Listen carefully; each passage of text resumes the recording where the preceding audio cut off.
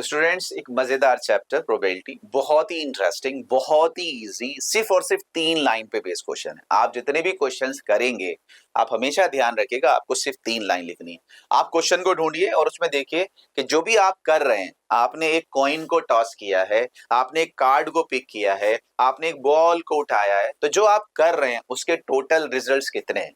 सारे क्वेश्चंस में यही ढूंढना है कि जो मैं कर रहा हूं उसके टोटल रिजल्ट्स। दूसरा फिर आपसे क्या कहता है कि सर मुझे चाहिए क्या। आपने कॉइन को टॉस किया, एक ही बार किया तो हेड या टेल 2 रिजल्ट आ रहे हैं, लेकिन मुझे हेड चाहिए, तो हेड के फेवर में कितने हैं। हेड के फेवर में एक रिजल्ट है, तो प्रोबेबिलिटी होती है कि जो फेवरेबल है अपॉन टोटल। बस इतना ही लिखना है, इससे ज्यादा कुछ नहीं लिखना है। जितने क्वेश्चन स्टूडेंट्स, ये हमारा एग्जाम्पल 4 है और ये क्वेश्चन है कार्ड पे बेस्ड। ठीक है, जब हम प्लेइंग कार्ड्स की बात करते हैं, क्वेश्चन प्लेइंग कार्ड का आप तभी सॉल्व कर सकते हैं जब आपको उसका डिस्ट्रीब्यूशन पता हो। आप सारे प्लेइंग कार्ड्स के क्वेश्चन कर सकते हैं अगर आपको उसका डिस्ट्रीब्यूशन पता हो। तो पहले हम क्वेश्चन नहीं पढ़ेंगे, कार्ड्स का डिस्ट्रीब्यूशन सीखेंगे। हमसे क्या कह रहा है बेटे, हमसे क्या कह रहा है, 1 card is drawn from A well shuffle deck of 52 cards. तो मैं आपसे कह रहा हूं, बस थोड़ा सा एक फास्ट ट्रैक पे देख लीजिए कि सर मेरे पास क्या होते हैं। मेरे पास टोटल 52 कार्ड्स होते हैं। टोटल 52 कार्ड्स होते हैं। टोटल मेरे पास 52 कार्ड्स होते हैं। अब 52 कार्ड्स को बेटे 2 पार्ट में डिवाइड किया जाता है। ये कार्ड्स रेड कलर के भी हो सकते हैं बेटे, और ये कार्ड्स ब्लैक कलर के भी हो सकते हैं। हो सकते क्या होते हैं। तो रेड कितने होते हैं बेटे, रेड कितने होते हैं बच्चे, रेड होते हैं 26 और ब्लैक भी होते हैं 26। तो पहला तो ये है।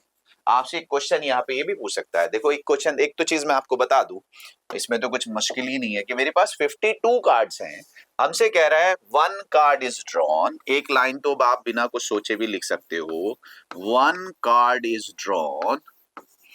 ठीक है, आप टोटल 52 कार्ड में से एक कार्ड निकाल रहे हैं, तो टोटल पॉसिबल आउटकम, ये तो आप बगैर सोचे भी लिख सकते हो।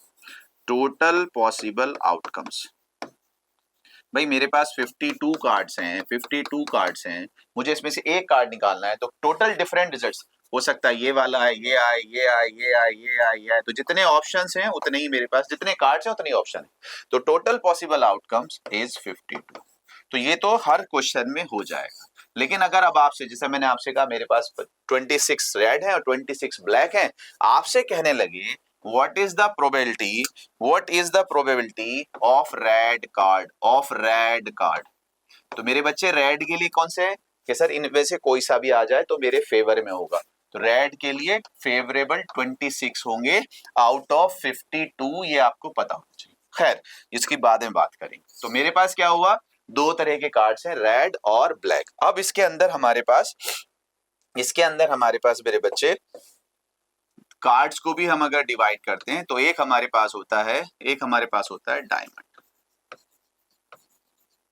और एक हमारे पास होता है हार्ट। ठीक है सर, और एक हमारे पास होता है स्पैड, और एक हमारे पास होता है क्लब। तो ये हमारे पास 4 डिविजन्स हैं। डायमंड, अगर आपको थोड़ा सा आइडिया हो, वैसे जरूरत नहीं है, सिंबल्स की वहां जरूरत नहीं होती, कुछ इस तरह से बना होता है। हार्ट कुछ ऐसे बना होता है, स्पैड कुछ ऐसे बना होता है, क्लब कुछ ऐसे बना होता है, इस तरह से। तो ये हमारे पास है। ध्यान से देखिए बच्चे, ये हमारे पास 13 होते हैं, ये हमारे पास 13 होते हैं, ये हमारे पास 13 होते हैं, ये हमारे पास 13 होते हैं। तो आपके पास टोटल 52, उसको 2 ग्रुप में बांट दिया, रेड और ब्लैक। फिर उस रेड में भी 2-2 हो गए, डायमंड एंड हार्ट, उसमें भी 13-13 ईच, और स्पैड और क्लब। यहां भी क्वेश्चन बन सकता है, what is the probability of getting a diamond. तो 13 में से जो भी आएगा वो डायमंड कहलाएगा, 13/52। अब यहाँ पे क्या होता है, इसमें मेरे बच्चे एक होता है किंग। इसमें प्लीज ध्यान से देखिए, यहां भी एक किंग होगा, सबका सेम कैटेगराइजेशन है, यहां भी किंग होगा, यहां भी किंग होगा। फिर यहाँ एक क्वीन होता है, फिर यहाँ एक जैक होता है। इन पे फेस बना होता है और इनको फेस कार्ड बोलते हैं। इनको क्या बोलते हैं, फेस कार्ड। प्लीज ध्यान से देखिए, यहाँ भी एक क्वीन होगा, यहाँ भी एक जैक होगा, यहाँ भी एक क्वीन होगा, यहाँ भी एक जैक होगा, यहाँ भी एक क्वीन होगा, यहाँ भी एक जैक होगा। तो अगर मैं बात करूं डायमंड में एक किंग, एक क्वीन, एक जैक, हार्ट में भी किंग क्वीन जैक, ये हमारे पास। तो टोटल अगर आप चेक कर रहे होंगे, टोटल फेस कार्ड 12 होते हैं। लेकिन अगर मैं आपसे कहूं total face card in diamond 3 होते हैं, and total face card in red 6 होते हैं। फिर उसके बाद सारे नंबर्स होते हैं, 10 होता है, 9 होता है, 8 होता है, 7 6 5 4 3 2 1 नहीं होता है। 1 की जगह हमारे पास एक एस होता है और इक्का जिसे बोलते हैं, और उसको ए से डिनोट करते हैं, ए से। तो प्लीज ध्यान से देखिए, यहाँ भी बेटे 10 9 इसी तरह से होगा, और एक यहाँ पे इक्का होगा, यहाँ भी 10 9 होगा, और यहाँ भी मेरे बच्चे ऐसे ही होगा, यहाँ भी 10 9 होगा, और यहाँ भी मेरे बच्चे ऐसे। तो प्लीज ध्यान से देखिए, हर एक कार्ड 10 अगर पूछूं 4 होते हैं। अगर मैं इक्के की बात करूं, एस की बात करूं, तो ये भी मेरे बच्चे 4 होते हैं। तो किंग की बात करूं, किंग भी मेरे बच्चे 4 होते हैं। तो हर एक कार्ड 4 होता है, ध्यान से देखिए। तो ये कैटेगराइजेशन है, ये डिवीजन है, डिस्ट्रीब्यूशन है। अगर ये मुझे आता है तो मैं क्वेश्चंस कर लूंगा। पहला तो क्या था कि सर मैंने एक कार्ड निकाला, तो कोई सा भी एक कार्ड हो सकता है। तो टोटल आउटकम्स कितने हो गए? 52। अब क्वेश्चन देखते हैं, calculate the probability that the card will be an ace. मुझे इक्का चाहिए। अब आप लिख सकते हो आराम से, उम्मीद करता हूं। फेवरेबल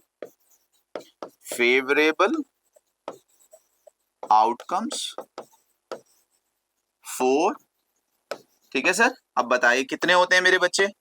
ये आ जाए तो फेवर में, ये आ जाए तो फेवर में, ये आ जाए तो फेवर में, ये आ जाए तो फेवर में। How many?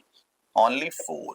तो प्लीज आंसर आ गया, probability of ace is equals to 4/52, that is 1/13, that is 1/13। ये आंसर है। तो सबसे इंपॉर्टेंट चीज है, क्या कार्ड्स का डिस्ट्रीब्यूशन आपको आता है या नहीं।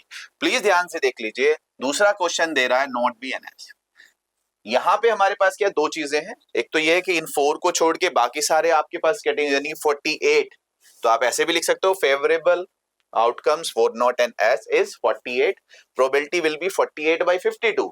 दूसरा आप लोगों ने पढ़ा होगा, probability of an event plus probability of not event is equals to 1। किसी चीज के होने और ना होने का सम 1 होता है। तो अगर एक मुझे मालूम है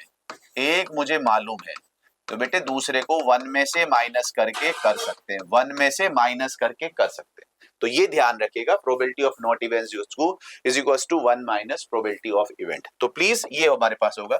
तो इसका एक आंसर बहुत सीधा सा आप ऐसे भी निकाल सकते हैं,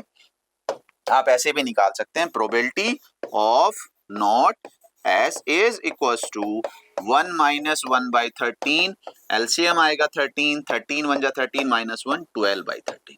तो मैं उम्मीद करूं ये 2-3 मार्क्स का क्वेश्चन है, आपको समझ में आया होगा। पहला काम क्या है, कार्ड्स में डिस्ट्रीब्यूशन कैसे होता है।